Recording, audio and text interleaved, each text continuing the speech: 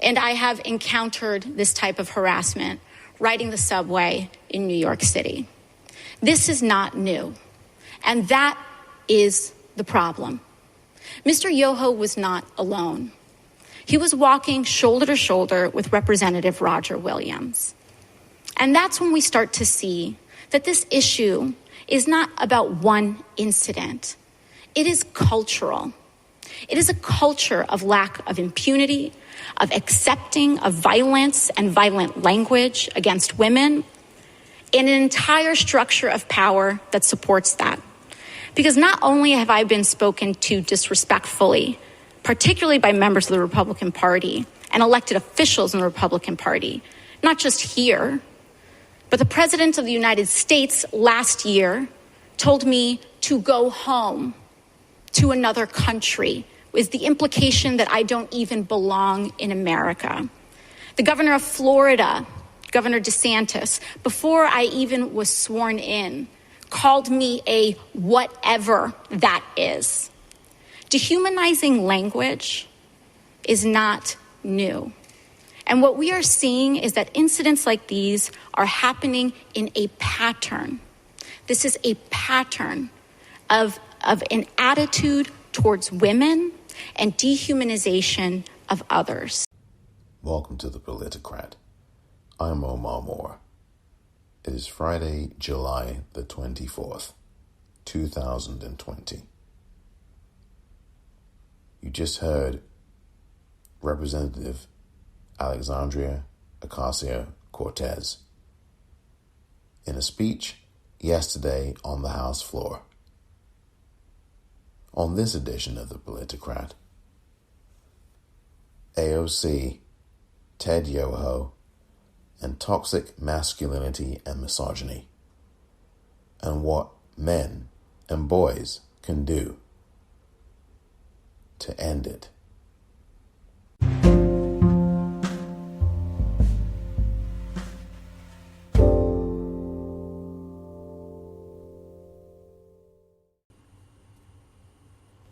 Mr. Speaker, I stand before you this morning to address the strife I injected into the already contentious Congress. I have worked with many members in this chamber over the past 4 terms, members on both sides of the aisle, and each of you know that I'm a man of my word. So let me take a moment to address this body. I rise to apologize for the abrupt manner of the conversation I had with my colleague from New York. It is true that we disagree on policies and visions for America, but that does not mean we should be disrespectful. Having been married for 45 years with 2 daughters, I'm very cognizant of my language. The offensive name-calling words attributed to me by the press were never spoken to my colleagues, and if they were construed that way, I apologize for their misunderstanding. As my colleagues know, I'm passionate about those affected by poverty. My wife, Carolyn, and I started out together at the age of 19 with nothing. We did odd jobs, and we were on food stamps. I know the face of poverty, and for a time it was mine. That is why I know people in this country can still, with all its faults, rise up and succeed and not be encouraged to break the law. I will commit to each of you that I will conduct myself from a place of passion and understanding, that policy and political disagreement be vigorously debated with the knowledge that we approach the problems facing our nation with the betterment of the country in mind and the people we serve. I cannot apologize for my passion or for loving my God, my family, and my country. I yield back. What a disgrace. That was Ted Yoho, the Republican congressman from Florida. What an absolute disgrace. That was actually 2 days ago. Wednesday, July the 22nd, 2020. He was on the House floor with that ridiculous excuse for an apology, which of course he did not do. He never apologized there. He made excuses. He made excuses for his behavior, and he blamed it on Ocasio-Cortez. well, just because we have differences in policy opinion doesn't mean we have to be disagreeable. And give me a break. It's not an apology. That's an excuse. That's a coward. Well, the name-calling words, the offensive words were attributed to me and I didn't say them. Give me a break. You said them. There was a reporter right there when it happened. That reporter wrote about what was said. And the only reason that you made a statement at all the day after the article came out on Tuesday, you made the statement Wednesday, is because the reporter wrote about it and he was right there. And not only was he right there, you had a congressman with you. Congressman Williams, Roger Williams, or whatever his name is. He was right there with you. Did anybody ask him if you said it? And of course, Representative Ocasio-Cortez. She too was there, obviously, because you said it to her. So you get up there and lie on the House floor. You should be sanctioned for that. Steny Hoyer, the majority leader in the House, on the Democratic side, he's the majority leader in the House, said that he actually called for Ted Yoho to be sanctioned, and he should be sanctioned for this. And I hope that Nancy Pelosi, the Speaker of the House, comes to play here and absolutely sanctions him. He needs to be sanctioned. He needs to be censured. Quite frankly, he needs to be suspended. Now, I know there's a recess coming soon, an August recess, so they'll be out for the whole month anyway. But I think that once they come back from that recess in September, Yoho should be suspended. And I think he should be suspended for between 2 weeks and a month. And that's my position. Because there's no excuse for this behavior. None whatsoever.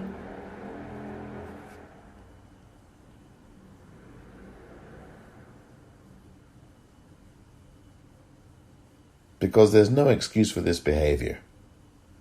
None whatsoever. And I am fed up of hearing men talk about how they have daughters. And what if you didn't have a daughter? Then what would you say? If you had sons instead? I have 2 sons. And what the heck does having sons or daughters have to do with your misogynistic behavior? Other than you show your sons or daughters that this is how a man behaves towards women. That is what you are teaching them when you assault somebody with misogynist language. I mean, that's what you're teaching them. So you having daughters or sons actually is doing more harm to them because your misogyny is absolutely toxic. And as a toxic man, your toxic masculinity is sickening and enveloping. And you are setting a bad example for your daughters or your sons. And in your case, daughters. So when you mention that you have daughters, you are revealing something more about yourself. You are a coward and you are abusive. And I bet you that you have also said these things to your own wife. I don't care how long you've been married to your wife. I can't imagine that you've been married 45 years to your wife and you've never said that to her. Ever, ever, ever. And I'm going to talk about that in a few moments as well, in the next segment. But I can't imagine that he's been married 45 years and he's never said misogynistic things to his wife, because every man does. And quite frankly, if they say they don't, they're lying. Every man has used that language, whether it's to a woman's face or not. I know that I've used it behind a woman's back once, but I can say I've never said it to a woman to her face.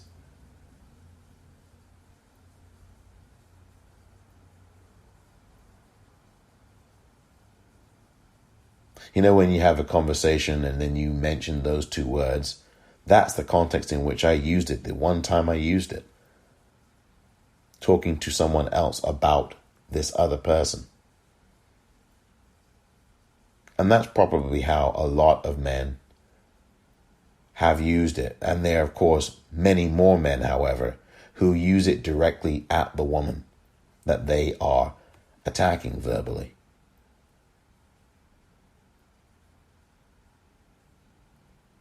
I mean, this is a real terrible thing that Ted Yoho did. And I will play you the nearly 10-minute speech that AOC gives and gave, I should say, the day after Ted Yoho's useless excuse, which, of course, AOC herself rejected. She refused to accept the apology, and I put that word in air quotes because it wasn't an apology. You just heard it. Oh, I was on food stamps too. Now, what the hell? What in the hell does you formally being on food stamps have to do with your misogyny? What bearing does being on food stamps have to do with your misogynistic attack on Congresswoman Ocasio-Cortez? It's pathetic. It's a pathetic display from Ted Yoho. Absolutely pathetic. And if his daughters were watching him on Wednesday as he gave that speech on the floor, I'm sure that they would have found it to be pathetic as well. And they would probably have been ashamed of him. As would I presume, as would his wife. I bet you he has been abusive to his wife. Come on now. A man does not just go up to a woman and that's the first time he's done that to any woman. Men who do this have done it before. They have a track record, just like AOC said in that clip that I played to open up this episode with. A pattern of abuse. You know that wasn't Ted Yoho's first rodeo. Come on. You know that, and I know that.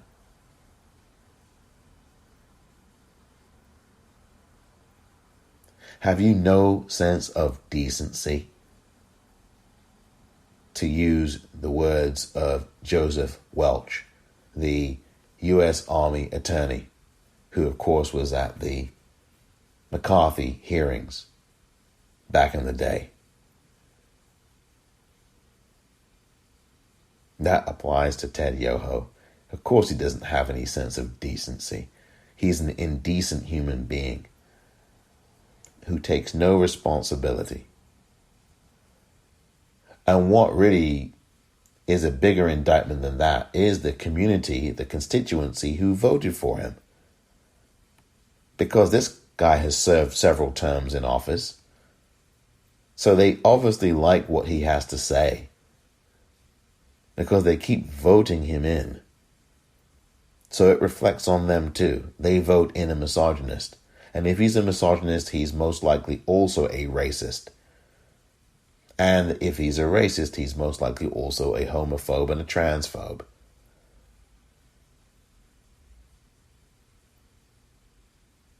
It's despicable, that behavior. It's really reprehensible. Where's your respect for yourself, Ted Yoho? Where is your respect for your wife? Your respect for your two daughters? And most of all, your respect for Congresswoman Ocasio-Cortez. Where is your respect for her? Where is your respect for decorum in the House? This happened on the Capitol steps. But even if you were in another country and you happened to have come across Ocasio-Cortez, the Congresswoman, you still have a duty to treat her with respect. It doesn't matter what form you're in. It's about you as a human being and about you taking responsibility for yourself, for your life, for your actions. And one of the things that's a major problem, I think, in this country, beyond the patriarchy, because that's obviously a huge problem that governs much of the world, is this notion of a lack of accountability. The idea that for many men, particularly many white men,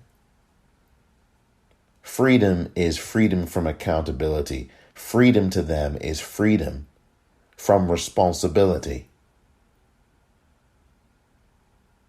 You shoot Breonna Taylor, you don't get arrested. You know? You kill Breonna Taylor, no arrests. To this very day as I'm recording this, no arrests. No accountability. That is what this society teaches white men, is that they can do what the hell they want without consequence or accountability. Ted Yoho's not going to be sanctioned for his behavior. Where were the Republicans? Oh yeah. What are you expecting from them? Well, we will be saying where are the Republicans in about 6 months when we vote them out and they are not sworn in to Congress, and they will be sworn in, if at all, as a distinct minority, because they have all disgraced themselves. And while I recognize this is not a partisan issue, because you've got behavior like this in all aisles of politics, the Republicans are some of the most indecent human beings you'll ever get to know or get to learn of if you want to. Go and search Jason Miller and let me know if you didn't throw up or need to take a shower afterwards. Go and search Scott Desjarlais, Desjarlais. And you tell me whether you did not throw up or need to take a shower. Those two men are absolutely disgusting, degenerate creatures for what they did to women. What they did to women. And we as men have to start speaking up. When Donald Trump attacked Ayanna Pressley, Congresswoman Ilhan Omar, Congresswoman Pressley, Congresswoman Ocasio-Cortez, and Congresswoman Rashida Tlaib last year, not enough people, I felt, spoke up and stood up for them. And when Donald Trump stood there and did not have any leadership at all, of course, because he's not a leader, and people are chanting, "Send her back." Donald Trump has a long record of this kind of racist garbage and misogynistic garbage, particularly to black women. Latinas as well, but particularly black women. He has been at this for decades. These people are degenerates. Teddy Yoho. What a joke. Utterly rancid.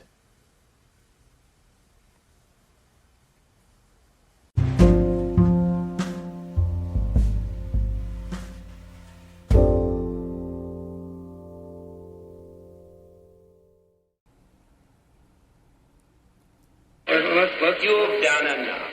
Have you no no sense of decency, sir? At long last, have you left no sense of decency? I know this hurts you, Mr. Welch.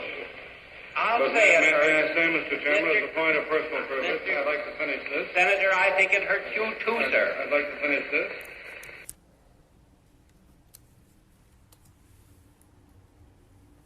That was from a hearing.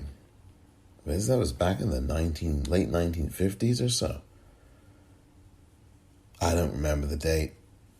But that was Joseph Welch talking to Senator Joseph McCarthy of Wisconsin.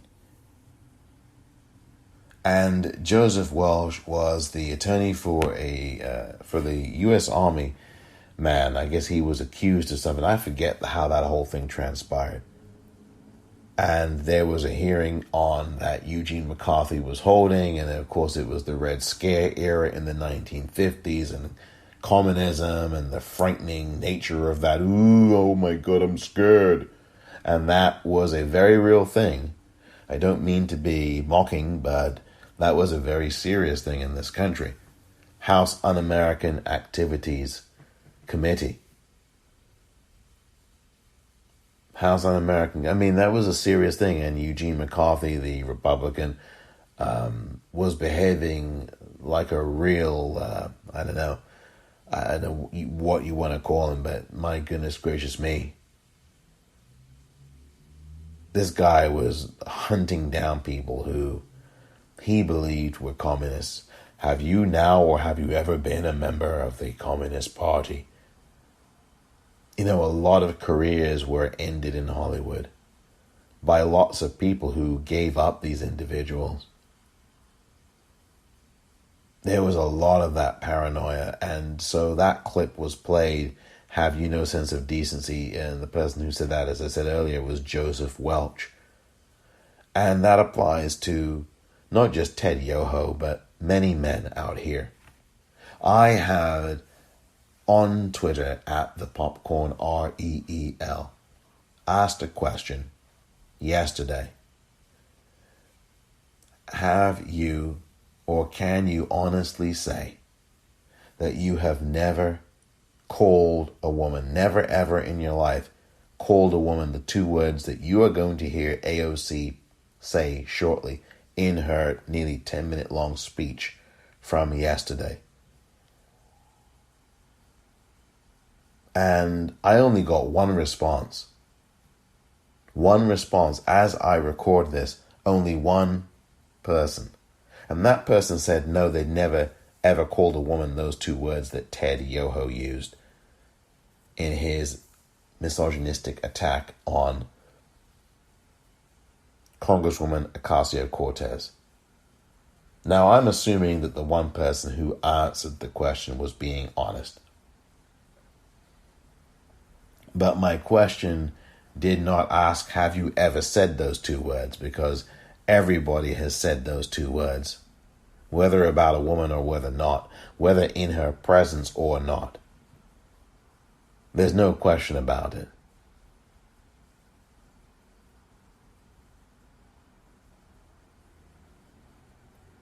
So this portion is about toxic masculinity and men taking responsibility, because that's ultimately what's got to happen here. And men have to call this stuff out. Men have to be the ones who get up off of their backsides and call out this kind of behavior. It's unacceptable. If you believe in joining women's marches and marching with women and all of those kinds of things, if you believe in all of that, if you believe in equality and freedom and a woman's right to choose and a woman in business and a woman doing this, doing that, all those kinds of things, if you believe in all of that, then when you hear some man say some misogynist thing or some sexist thing, open your mouth and say, no, come on, man, knock it off. Will you be a man and stand up and say, That's sexist. That's misogynist. Don't say that. I don't respect people who are misogynistic. Would you say that to someone you know or don't know? How would you like that if someone said that about your sister, your wife, your mother? Don't say that stuff. Come on. Knock it off. This is not what I stand for. And I'm not going to stick around with people who do. It's unacceptable. Have you ever had that kind of conversation? If you're a man, and I'm talking to men now who are listening to this. If you are a man out there listening, have you ever had that conversation with another man? Whether he is a complete stranger to you or whether he is not? Have you ever confronted another man, be it someone in your own family, be it someone in your extended family? Have you ever done that and told them no? Knock it off. Misogyny is not allowed here. And you have to do better. Have you ever had that kind of conversation? Have men, do you know any man who has said that? Have you ever said that? Because again, only one man even engaged on the level of what I was asking about. Have you ever used those two words directly to a woman, to her face? Maybe what I should have asked, and I'm not beyond putting that out there for a future poll question, what I should have asked is, have you had to ever tell a man, have you ever told a man, that's misogynist, knock it off? Have you ever done that? I don't think you'll find many answers to that. I don't think you'll find many yeses. In fact, again, as I record this, no one actually participated in the poll. And the poll was, have you ever used those two words to a woman's face directly? Can you honestly say that you have not? And neither choice, I can honestly say that I have not. And I can honestly say I've never used it. Neither of those choices were even entered. Nobody participated in the poll. Now, one person responded to it, and he said no, he'd never used it. But nobody has, and they've not registered their vote on that poll that I put out. So men, we have a lot of work to do. I have found myself, by the way, saying to cab drivers, back in the days when we could even take cabs because of this coronavirus, people take that chance now, but my goodness me, cabs now would be a real risk, in my view. But I found myself having to do that. There was a cab driver several months ago, and he started to say, all of a sudden, now I'm a complete stranger to him. He is a complete stranger to me. Get into his cab here in San Francisco. And within 3.5 minutes, he starts out of the blue talking about sex. Wait a minute. Why are you talking to me about sex, first of all, number one? And he's talking about this particular woman, and he's talking about her genitalia. And I said, whoa, stop. This is not a conversation I'm interested in. Stop it right now, or I'm getting out of your cab. I am not interested in this. You've got to knock it off. Stop talking about women like that. I'm not interested in what you have to say. Respect yourself. I'm a complete stranger to you. You have no idea who I am, and I don't know who you are. But I know that I'm a passenger in your cab, and I'm not going to sit in your cab while you talk about women like this. If you say anything more, I'm out of your cab. I'll pay you your money up to the point that we are in the journey, and then I will leave your cab. you find another fare. I do not tolerate misogyny. I told him that. This is a few months ago, earlier this year in 2020. Oh, I'm sorry. Oh, sir, I didn't mean it. I said, what makes you think that you can start saying that to me? Who do you think I am? Who do you think you are? Where's your respect? Where's your respect for women? Where's your respect for me?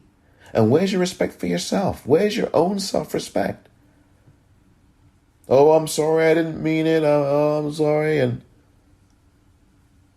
I won't. I'm sorry, sir. I'm sorry, sir. I'm sorry, sir. In 2020, this is going on, and women face this every single second of every day. They face this online. They face this in person. They face this at their job. They face it on transportation, as you heard AOC say earlier.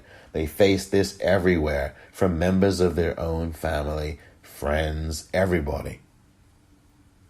Complete strangers. AOC talked about having to throw men out of the bar that she was bartending in who would say these misogynistic things to her. And Ted Yoho, by the way, said racist things to her by implication. You're dangerous. Why would Congresswoman Ocasio-Cortez be dangerous? What he's trying to do there is evoke a racist stereotype about Latinas or Latinx. And you know what I'm referring to, the racist stereotypes. You're dangerous.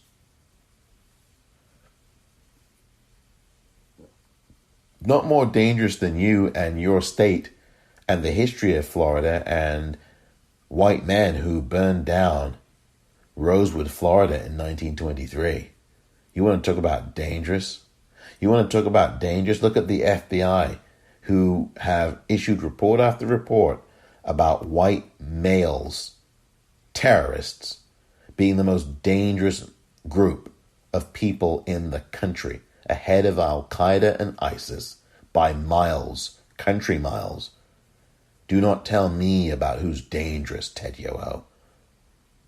Mass shootings all over this freaking country. Freaking mass shootings.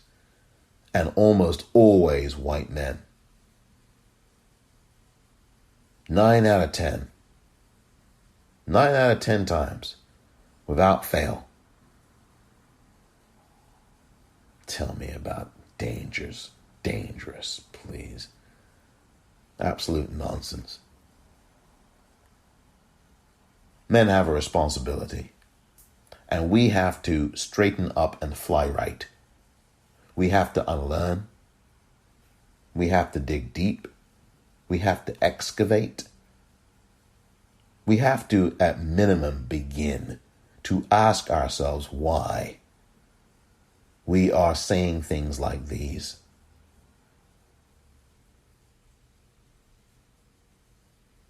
Why do you view a woman in that way? And obviously part of this is the society, and part of this is the patriarchy. And of course the toxic and misogynist society as well. All of that is part of this, but that's not the only thing. You've got to start looking at yourself. You've got to start looking at your upbringing. You've got to start looking at your approach to women. You've got to start looking at your relationship with your mother. Do you have sisters? If you do not have sisters, whether you don't or not, still, you've got to do the work. We all have to. Men, I'm talking about. Will that make a difference? I mean, does that make a difference if you as a man have a sister? Does that mean that you're going to be someone who's less likely to be misogynist or less likely to have these kinds of outbursts? I don't think that that's really the criteria, though, is it? It's really about the man's behavior, not whether he has a sister or not. Just like I said about Ted Yoho, whether he has daughters or not is highly irrelevant to his misogynistic behavior, except to say that he is teaching them by inference and by blatant overtness that he believes in abusing women. He believes in misogyny. He believes in treating women as less than. How do you call a congresswoman? How do you call a congresswoman or any woman what Ted Yoho did to AOC?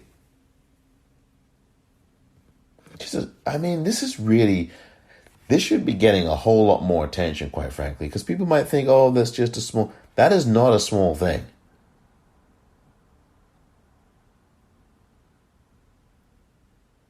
Men have to be better, must be better. And I'm not going to sit here and say, we're better than this. Remember, I used to say that. I used to really complain about that. Not say it. I used to blanch. I used to retch when I would hear people in politics, in particular, including some of the people that I used to support for running for president, who would stand up and say, we're better than this. And I would always reflexively say, no, we're not. We're not better than this. Because look at the history of the country. We've been doing this and behaving in this way for centuries. We're not better than this. This is all we know.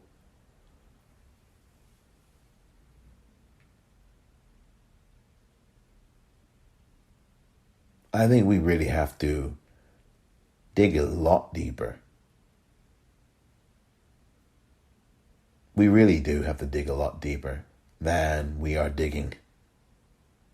Because I don't think it's good enough to settle for just saying that you have daughters. I don't think it's good enough to be standing there and saying that you've been married for 45 years. So what? Just because you've been married for 45 years, that has nothing to do with your misogyny against women. And if you are saying misogynistic things to AOC, what are you saying to your own wife? You really are revealing who you are. I just think this is so despicable. I really think that this is reprehensible behavior. And what is going to be sad is that nothing's going to be done to this guy. Yoho is not going to face any kind of probe in terms of ethics or any kind of decency charges against him, indecency or assault. He's going to completely get away with this. He's not even going to get censured or sanctioned. And that is really the sick thing here. Now, granted, Al Franken in the Senate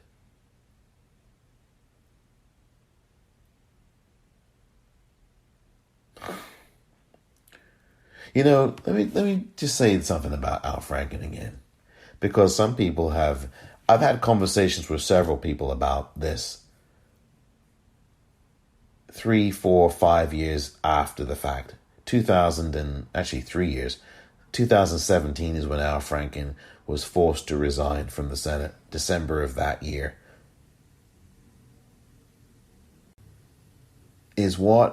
I don't even want to compare it because we can't go down that road. But we can say that you can make a clear case that Ted Yoho's behavior demands the very, very least a suspension from Congress. And by the way, if he is on any committee, he should be removed. My position on Ted Yoho is that if he is sitting on any House committees whatsoever, he should be removed from them for the next term. Now, I hear that he is not going to be seeking re-election. Whether that is true or not, however much longer he sits in the House, he should be suspended, certainly for this term in Congress, for the rest of the term, which would end in January. And if he is going to be running again, vote him out. Again, who has voted him in that says a lot about them too, much less himself. There are lots of people in this country who are completely okay with misogyny, as they are racism. But in this case, the focus is misogyny. And there are millions of people, and many women as well, who are quite content to be agents of patriarchy and to be agents of misogynistic behavior. The enablers, the actors, the Ghislaine Maxwells, right? Or the Gillian Maxwells, however you pronounce her name, right? These are the people who groom, quote unquote, facilitate, but they do more than that. She's accused of doing more than facilitating. She has, according to a number of the survivors, she was directly involved in assaulting and violating these girls, kids.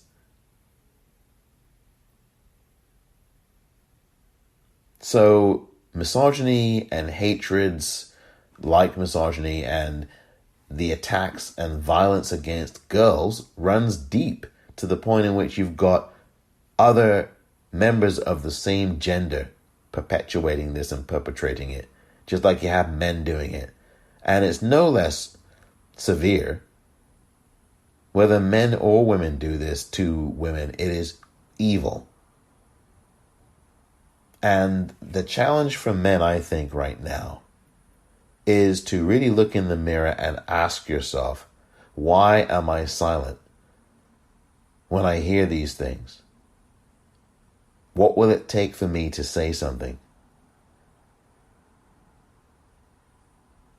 And I cannot afford to be silent any longer. And even if you say to yourself, well, what if it was a member of my family this was addressed to? You should try to move away from that and say to yourself, what will I do? What will happen to me if I don't challenge this behavior? It's like what Dr. King said one time.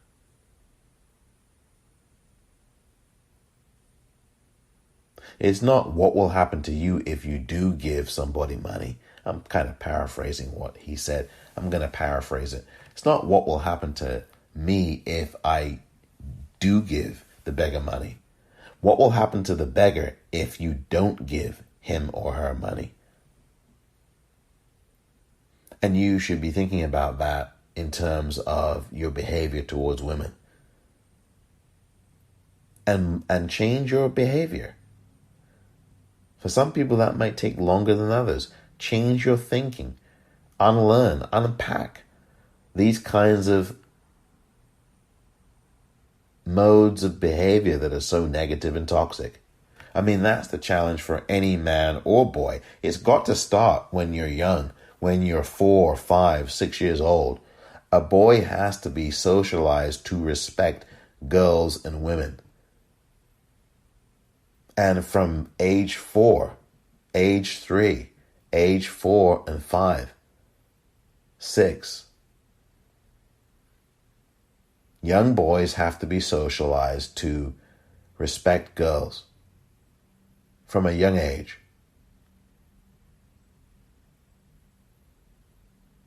And young girls have to be brought into the fold and treated as equals and treated as people who exist to be respected and to be exalted for their work and their qualities, not their bodies. Of course, that there are many people in the world who are fixated upon that, but the great value of any human being is their personality and what they bring to the table in terms of their ideas, in terms of their personalities, in terms of their personhood and who they are, and their conversation. You obviously see what they look like physically. And obviously that is a part of any kind of thing that happens when you are talking to somebody. But there's got to be respect for that person and their personhood. And not just respect, not only that, you've got to look at yourself and respect yourself too. That's the challenge.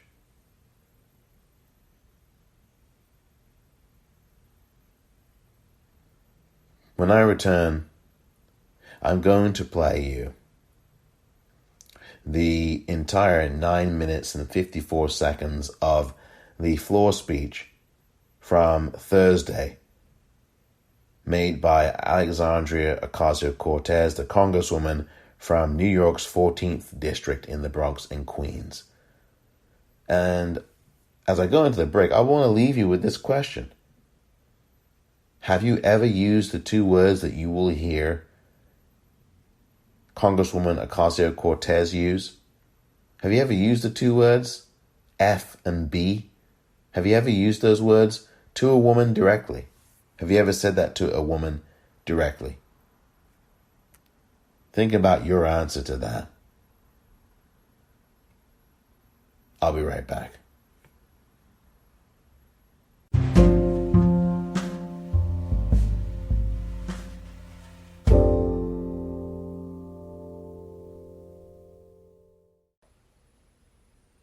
Welcome back. Here now is the entire 9 minutes and 54 seconds of the speech made on Thursday, July the 23rd, 2020, by Representative Alexandria Ocasio-Cortez, the Democratic Congresswoman from New York's 14th District. She is seeking re-election this November. Here's what she had to say about Ted Yoho, toxic masculinity, misogynistic attacks, in what I thought was a really good speech, to say the least. After the speech, I'll have a few final words, but I really do think you need to listen to this entire speech in its complete, uninterrupted form. And the two words are used by the Congresswoman Ocasio-Cortez. I think that really she is the only one who is using them and should be using them, and that's the only person you should be hearing use them in this context, so that you get a full understanding of how this all happened. So without any further ado, the next 9 minutes and 54 seconds belong to Congresswoman Alexandria Ocasio-Cortez. About 2 days ago, I was walking up the steps of the Capitol when Representative Yoho suddenly turned a corner, and he was accompanied by Representative Roger Williams, and accosted me on the steps right here in front of our nation's Capitol. I was minding my own business, walking up the steps, and Representative Yoho put his finger in my face. He called me disgusting. He called me crazy. He called me out of my mind. And he called me dangerous. And then he took a few more steps. And after I had recognized his comments as rude, he walked away and said, "I'm rude. You're calling me rude." I took a few steps ahead and I walked inside and cast my vote, because my constituents send me here each and every day to fight for them and to make sure that they are able to keep a roof over their head, that they're able to feed their families, and that they're able to carry their lives with dignity. I walked back out and there were reporters in the front of the Capitol, and in front of reporters, Representative Yoho called me, and I quote, "a fucking bitch." These were the words that Representative Yoho levied against a congresswoman, the congresswoman that not only represents New York's 14th congressional district, but every congresswoman and every woman in this country, because all of us have had to deal with this in some form, some way, some shape, at some point in our lives. And I want to be clear that Representative Yoho's comments were not deeply hurtful or piercing to me, because I have worked a working class job. I have waited tables in restaurants. I have ridden the subway. I have walked the streets in New York City. And this kind of language is not new. I have encountered words uttered by Mr. Yoho and men uttering the same words as Mr. Yoho while I was being harassed in restaurants. I have tossed men out of bars that have used language like Mr. Yoho's. And I have encountered this type of harassment riding the subway in New York City. This is not new. And that is the problem. Mr. Yoho was not alone. He was walking shoulder to shoulder with Representative Roger Williams. And that's when we start to see that this issue is not about one incident. It is cultural. It is a culture of lack of impunity, of accepting of violence and violent language against women, and an entire structure of power that supports that. Because not only have I been spoken to disrespectfully, particularly by members of the Republican Party and elected officials in the Republican Party, not just here, but the President of the United States last year told me to go home to another country with the implication that I don't even belong in America. The governor of Florida, Governor DeSantis, before I even was sworn in, called me a whatever that is. Dehumanizing language is not new. And what we are seeing is that incidents like these are happening in a pattern. This is a pattern of an attitude towards women and dehumanization of others. So while I was not deeply hurt or offended by little comments that are made, when I was reflecting on this, I honestly thought that I was just going to pack it up and go home. It's just another day, right?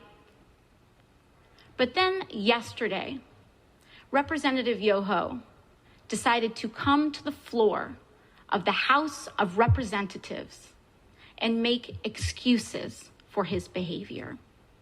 And that I could not let go. I could not allow my nieces, I could not allow the little girls that I go home to, I could not allow victims of verbal abuse and worse to see that excuse, and to see our Congress accept it as legitimate and accept it as an apology, and to accept silence as a form of acceptance. I could not allow that to stand, which is why I am rising today to raise this point of personal privilege. And I do not need Representative Yoho to apologize to me. Clearly, he does not want to.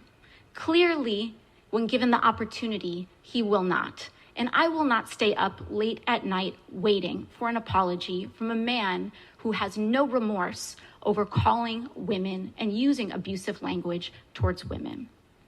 But what I do have issue with is using women, our wives and daughters, as shields and excuses for poor behavior. Mr. Yoho mentioned that he has a wife and 2 daughters. I am 2 years younger than Mr. Yoho's youngest daughter. I am someone's daughter too. My father, thankfully, is not alive to see how Mr. Yoho treated his daughter. My mother got to see Mr. Yoho's disrespect on the floor of this house towards me on television. And I am here because I have to show my parents that I am their daughter and that they did not raise me to accept abuse from men. Now, what I am here to say is that this harm that Mr. Yoho tried to levy against me was not just an incident directed at me. But when you do that to any woman, What Mr. Yoho did was give permission to other men to do that to his daughters. He gave, in using that language in front of the press, he gave permission to use that language against his wife, his daughters, women in his community. And I am here to stand up to say that is not acceptable. I do not care what your views are. It does not matter how much I disagree or how much it incenses me or how much I feel that people are dehumanizing others. I will not do that myself. I will not allow people to change and create hatred in our hearts. And so what I believe is that having a daughter does not make a man decent. Having a wife does not make a decent man. Treating people with dignity and respect makes a decent man. And when a decent man messes up, as we all are bound to do, he tries his best and does apologize. Not to save face, not to win a vote. He apologizes genuinely to repair and acknowledge the harm done so that we can all move on.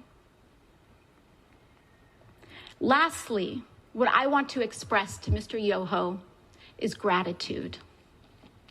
I want to thank him for showing the world that you can be a powerful man and accost women. You can have daughters and accost women without remorse. You can be married and accost women. You can take photos and project an image to the world of being a family man and accost women without remorse and with a sense of impunity. It happens every day in this country. It happened here on the steps of our nation's capital. It happens when individuals who hold the highest office in this land admit to hurting women and using this language against all of us. But once again, I thank my colleagues for joining us today. I will reserve the hour of my time, and I will yield to my colleague, Representative Jayapal of Washington. Thank you.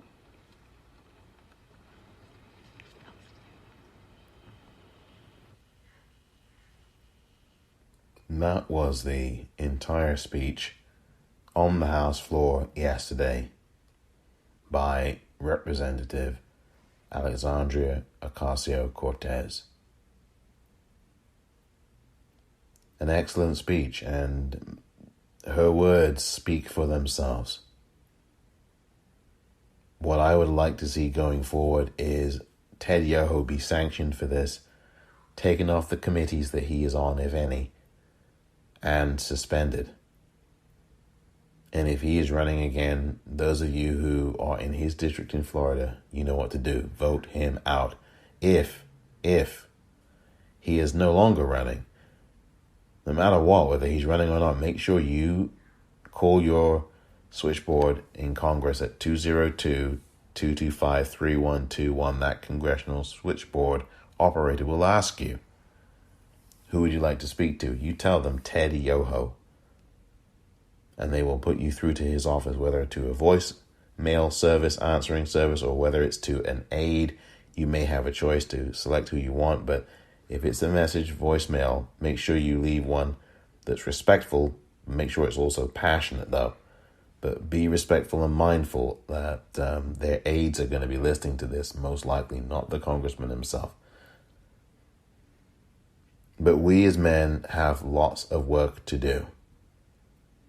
Lots of work to do when it comes to unlearning misogynistic behavior, and also when it comes to making sure you educate your boys in particular, especially your boys, from a very small age, and also educate men as well. Thanks for listening to this edition of The Politicrat. I'm Omar Moore.